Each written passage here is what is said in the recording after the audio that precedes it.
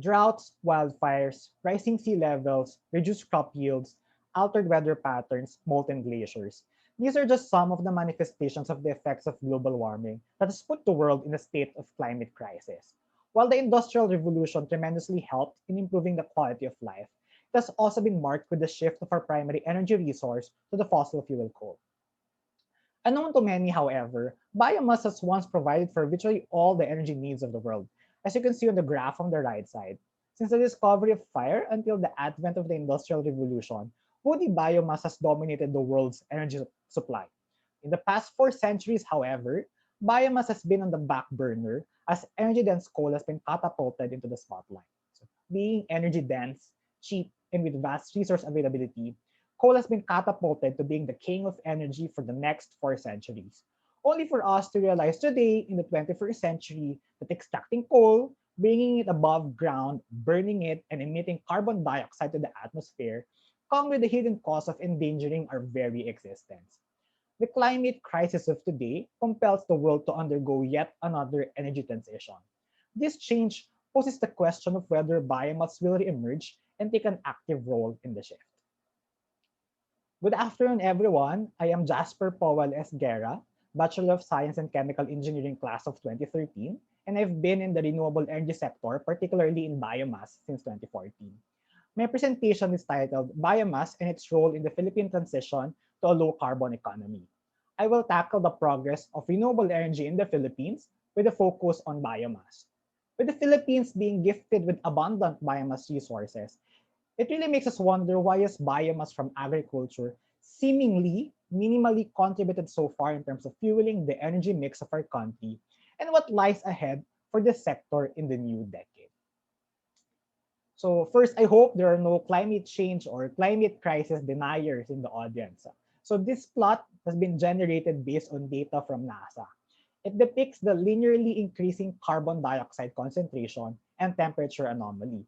So that's based on the past 60 years data. And as you can see on the right side, it shows strong correlation between the two. In our decarbonization efforts, we should know where to focus our attention on. So we have to know which industries are really the main contributors of greenhouse gases. So this plot shows the world's sources and composition of greenhouse gases in percentages in 2016. So as we can see, it's the energy sector which is the largest contributor of emissions. It therefore has been the focus of decarbonization efforts to mitigate the looming climate emergency. Part of the energy transition is the shift to renewable energy. So this is done by harnessing natural resources to generate electricity without net addition of carbon to the atmosphere. Our conventional resources of energy are fossil fuels, as you can see on the left side. They increase greenhouse gas concentrations in the atmosphere because they are taking carbon from below the ground and burning it above ground through the process of combustion. So economies of today are starting to shift to renewable energy, which you can see on the right. So they result to minimal to no GHG emissions. So renewables consist of the fuel or natural resources that we call Big Show. That's the acronym for biomass, geothermal, solar, hydro, ocean, and wind. Unlike fossil fuels, renewable energy resources are also replenishable. So they regenerate within a human being's lifetime. The Philippines is among the countries most impacted by climate change. So based on the German Watch Global Climate Risk Index, extreme weather events have led to one death per 100,000 inhabitants each year in our country, and annual economic losses of nearly $2.8 billion. So given this, it does not come as a surprise that the Philippines is among the first in the ASEAN region to institutionalize government policies in support of renewable energy. So in 2008, the country enacted the landmark Renewable Energy or RE law, which aimed to accelerate the development of the country's renewable energy resources by providing incentives to private sector investors. More than a decade since the law's passage, data indicates, however, that the legislation may not have been that effective in serving its purpose. So as you can see here on the left side, from renewables having more capacity at the end of 2008, the growth of fossil fuels has eclipsed RE So coal alone is at 1.4 times the combined installed capacity of renewables at the end of 2019. The generation mix, the one you see on the right side, which is a measure of the actual electricity delivered per fuel type, shows an even worse outcome. So from contributing just a quarter of our energy needs in 2008, coal has dominated the mix at 55% by the end of 2019. Contribution of renewables has shrunk from one-third to one-fifth, even if the lost target is that renewables generate a minimum of 35%. The reason, much of the growth in RE capacity is attributed to solar and wind. So both solar and wind enjoyed substantive growth in installed capacity in the past decade. This is as solar modules and wind turbines have both demonstrated huge cost reductions in the past 10 years. So in areas where the solar irradiance or the average wind speeds are higher, the cost of electricity from solar and wind are actually even cheaper than that from coal. With the immense reduction in capex for the said two technologies, it's really not a surprise that the two have been the go-to options as the world undertakes the shift towards a decarbonized energy supply. So this is in stark contrast with biomass because practically more than 90% of biomass installed in the Philippines, the power plants using biomass resources in the Philippines, they rely on thermal combustion. It's a technology that it shares with conventional coal power plants. And therefore, to become more cost effective, biomass must rely on the same technology utilized by a fossil fuel that is on its way of becoming phased out. I should note, however, that biomass sharing the same energy conversion technology with coal is a crucial factor in the possible futures of biomass. But it is not always sunshine for solar and wind, as solar only generates electricity when the sun shines, and wind only powers up when the wind blows. In terms of electric output, an additional megawatt capacity of either one of the two is less than an additional megawatt capacity of baseload 24/7 power plants such as coal. But what if there is a renewable energy technology that is also capable of running as a baseload plant? This is exactly the role of biomass. So even if biomass has less installed capacity compared to solar and wind, as you can see in the graph in the left, it has nearly equaled the electric output of the two by 2019, as you can see in the graph in the right. So this is reflective of the higher operating hours that biomass facilities can run in a year compared to solar and wind. Since biomass fuels, unlike the ray of sunshine and the breeze of wind, it can be stocked just the same as coal. So this highlights the future role of biomass as a low carbon baseload complement to solar and wind. In terms of biomass resources, this is the myriad of feedstock that we have here in the Philippines. So rice husk, rice straw, palm oil, sawmill waste, cocoa husk, cocoa shell, cocoa fronds, manure, corn cob, corn stalk, corn leaves, wastewater, sugarcane bagasse, sugarcane trash, and sugar press mud. So according to an inventory conducted by the Department of Energy and the USAID back in 2013, more than 5,100 megawatts of energy can be tapped from our indigenous biomass resources. So to give the status of biomass versus its potential, the 5,100 megawatt resource availability is more than tenfold larger than what's installed as of the end of 2019. Much of what's installed utilizes rice husk and bagasse, and I'll get to that in a bit. But the message here is that the potential for growth is really huge, especially for untapped resources such as rice straw, cocoa fronds, and cornstalk. So before I go to what lies ahead for biomass, let me just run down what the contribution are of biomass or of biomass energy to the Philippine society so far. So first is the stimulation of rural economies. So unlike solar, where you don't pay haring araw for the sunshine, or for wind, where you don't pay hanging amihan or habagat for the breeze, uh, biomass has a fuel cost. So this is a scene in Central Luzon, where the construction of rice husk-fired biomass power plants has helped enable the transformation of rice husk, IPA, into a priced fuel commodity. In 2015, I think the price is around 1,500 to 2,000 pesos cada tonelada. So this therefore adds income to the host economy, to the host town, as well as it contributes to local employment in terms of the labor force hard to collect the biomass residues. Next is the improved environmental management.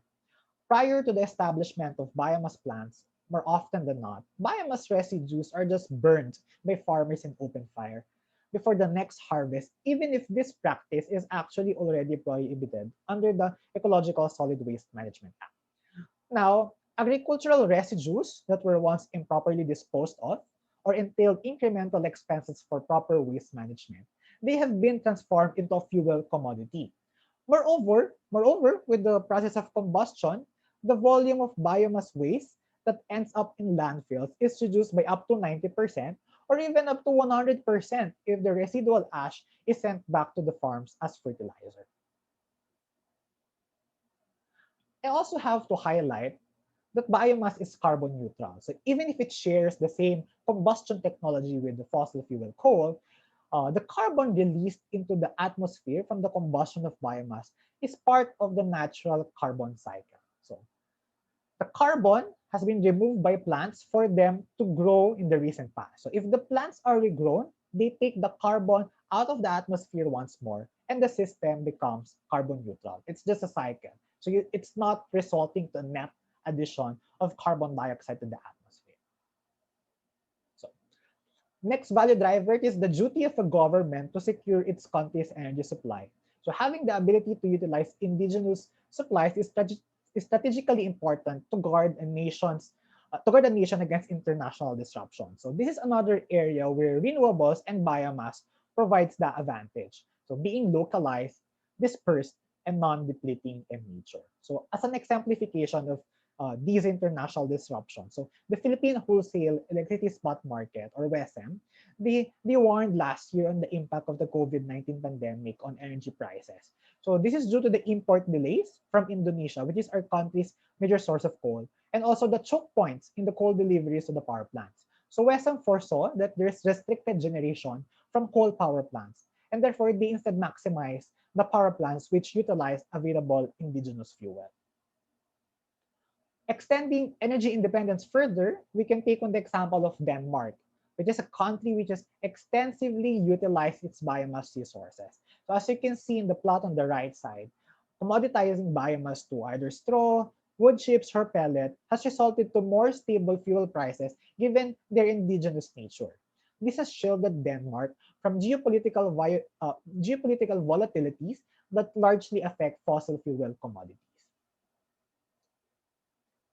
To analyze where the biomass industry is headed, let's have a deeper view of the now. So as I've said earlier, majority of the power plants built to date use either sugarcane bagasse or rice husk.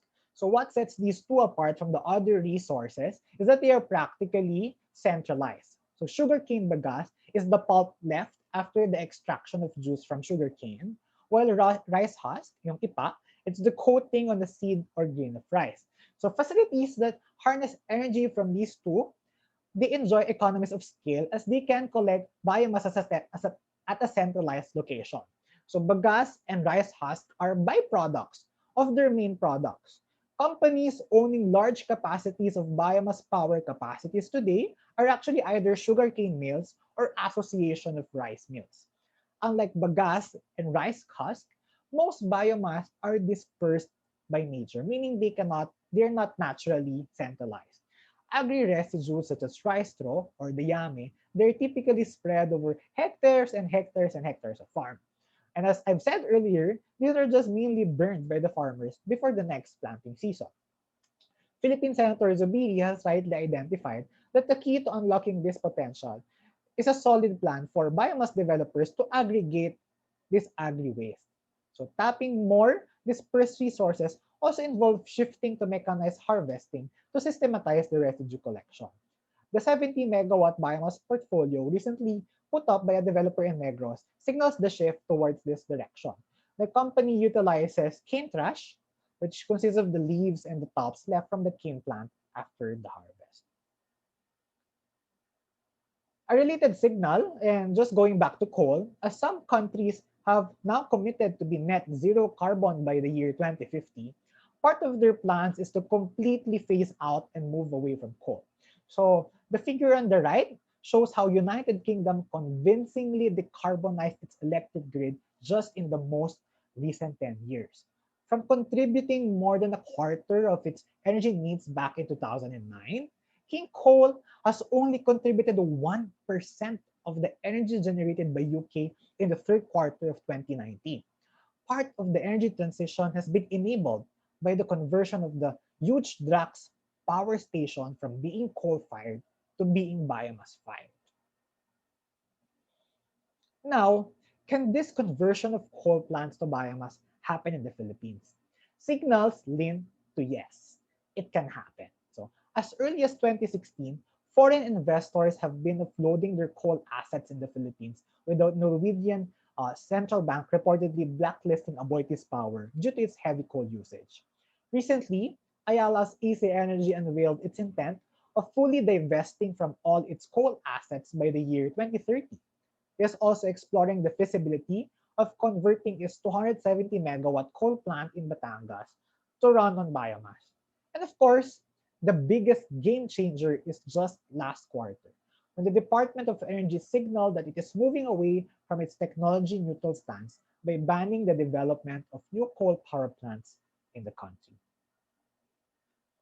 The second to the last signal is the global movement towards distributed generation.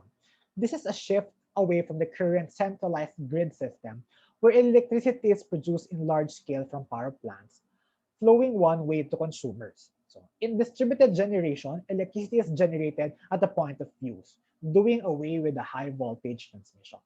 It can operate completely standalone and decoupled from the country's national electric grid. It enables the last mile electrification of underserved and unserved Filipino communities.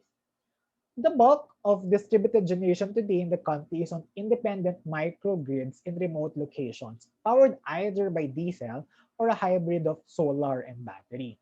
While solar plus battery and diesel remain as the top technology choices, a study published in 2019 by Dr. Aberilia showed the benefits of deploying small-scale biomass systems as replacement for diesel in off-grid areas.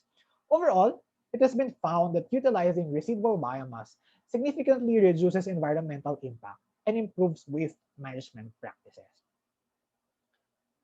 The last signal from today is the global transition to a bio-based economy, which is still in its early commercial stages. So the figure shows that there are chemical pathways which can deconstruct biomass into its constituent components. These can serve as building blocks for practically all the materials and chemicals that we need in our lives. So may it be for transport, environment, food supply, communication, textiles, health and hygiene applications. The new bio-based products are sustainable alternatives to products derived from fossil fuels, therefore further curbing fossil fuel usage beyond the energy realm. It helps nations go past energy self-sufficiency and likewise achieve materials and resources self-sufficiency. In formulating the different trajectories that the biomass industry may undergo, attention was primarily given to two major determinants: the level of technological progress and the extent of aggregation or collection of dispersed residues. Low technology advance denotes either a status quo or improvements limited to what is already available today. Higher technological advancements refer to widespread deployment of the technologies that are yet to become fully commercialized. For certain new technologies to take off, they depend on economies of scale. So this then relies on whether actions towards agricultural mechanization will further amplify in the coming decade. The focus on centralization refers to the intensification of these steps towards aggregation, while increasing decentralization denotes the likelihood for biomass resources to remain distributed and dispersed as it is today. So the overview of the four different scenarios are shown in the figure in the slide. The first future scenario for biomass in the Philippines is the business as usual case. So the continuation of the status quo, low technological advances, and biomass remains dispersed. So it's only the sugar mills and the rice mills, as they are dominating it today, they are the ones who will continue capitalizing on their existing supply chains and economies of scale, and they will remain the principal drivers of growth of the country's biomass power capacity. So essentially, the remaining potential capacity from bagasse and rice hulls will be filled by these sugar millers and rice millers in the next 10 years. So the second scenario is distributed biomass scenario, with the Philippine power system continuing its move towards distributed generation and microgrids. So the upside opportunity for biomass is the utilization of more dispersed resources, such as straw. While biomass remains dispersed in this scenario, continuous technological advancements and cost improvements, plus the recognition of the need to improve the ways that we manage our waste, will catapult biomass as an active participant in the emerging microgrids industry. So, as the race is still ongoing for battery technologies to become more cost competitive, biomass remains poised as a viable partner of solar in managing its intermittency. The third scenario is coal is out, biomass is in. So it picks up from the Philippines' exodus from coal, with renewable energy technologies expected to become cheaper and cheaper and cheaper in the years to come. Coal-fired power plants becoming stranded financial assets seems to be a looming and inevitable future. To pivot from this situation, companies engaged in the operation of coal-fired power plants may follow the footsteps of UK's Drax. They can convert their facilities to enable running using biomass fuel, while not while not needing significant technological improvements. This scenario is highly dependent on the mechanization of agriculture in order to aggregate, consolidate your dispersed biomass resources. And the last scenario is biomass, the new oil. If the Philippines succeeds in commoditizing and aggregating its biomass resources, as in scenario 3, it will be in an advantageous position where it can pioneer and maximize the benefits of a transition to a bio-based economy. In terms of tonnage, we can produce nearly 44 million tons of biomass resources annually. This substantial volume is sufficient to prime the shift of our economy to bio-based ones. So the details of the calculations are in the paper, so I won't bog you down with the specifics. You can just access it through the link that I've indicated in the slide. But based on the four scenarios, the biomass proportion of the country's installed capacity is seen to expand from just 1% in 2018 and 2019 to a minimum of 5% and a possible high of 15% by the end of the decade. I added here a slide on what challenges in the biomass sector can chemical engineers address. So the first two are from biomass innately being less energy dense and variable in composition compared to fossil fuels. So there are researches in chemical engineering that help address these through densification and homogenization technologies. If we go to the coal plant conversion route, we have to address the challenging components of biomass, such as the alkali and the chlorine contents. And we can do this through feedstock planning and retrofit recommendations to the plant. A persistent challenge which biomass and energy in general is that it is encroaching to the land intended for food, which can be solved if we develop varieties that can thrive on marginal land that is not used for food, or if we focus our efforts on the residual non-food competing second generation biomass residues, which are the ones that I have highlighted in my slides today. And second to the last, biomass operations entail a lot of to and fro from the farms, which needs the chemical engineer skills in material handling optimization. And lastly, we know that this has been a sensitive topic, the seeming sunset of the petroleum and the petrochemical industry, as we saw Shell closing last year, its refinery, and Petron thinking of the same. But what but what we have also seen is how specialized skills of petroleum refinery chemical engineers have been very valuable in managing the same unit operations, the same unit processes that we have in biorefineries. As a matter of fact, I have a batchmate who worked before in Petron and is now with a renewable fuel biorefining company. To conclude, it is of best interest for the Philippines to continue striving towards a more extensive utilization of our biomass resources. Development in this area in the past decade have demonstrated its ability to stimulate rural economies and to lessen the environmental impact of our solid waste. Provinces that can benefit from further utilization of biomass include those in northern Luzon and in the Davao region, as you can see in the Philippine map. The question of what future will be realized in the coming decade now lies on the actions that will be taken by the different members of the energy ecosystem. Will we see more power developers venture uh, into mechanization to unlock biomass economies of scale? Will microgrid developers see the merit of including biomass in their portfolio? Will large energy companies make good of their sustainability-driven commitment to move away from coal? Will they be bold enough to take the leap towards being the pioneers in converting their power plants to run on agri-residues? Will local financing institutions and banks take cue from their foreign counterparts in unloading coal? Will policy implementers become more aggressive in bringing back the overall contribution of renewables from 21% of today to at least a third of the country's mix? Similar to the complexities of the whole value chain of biomass, its future in our country really depends on the intricate interdependencies of these different pieces of the puzzle, whether each will take a step towards allowing biomass in agriculture to fully bloom and realize its potential of fueling the future of our country.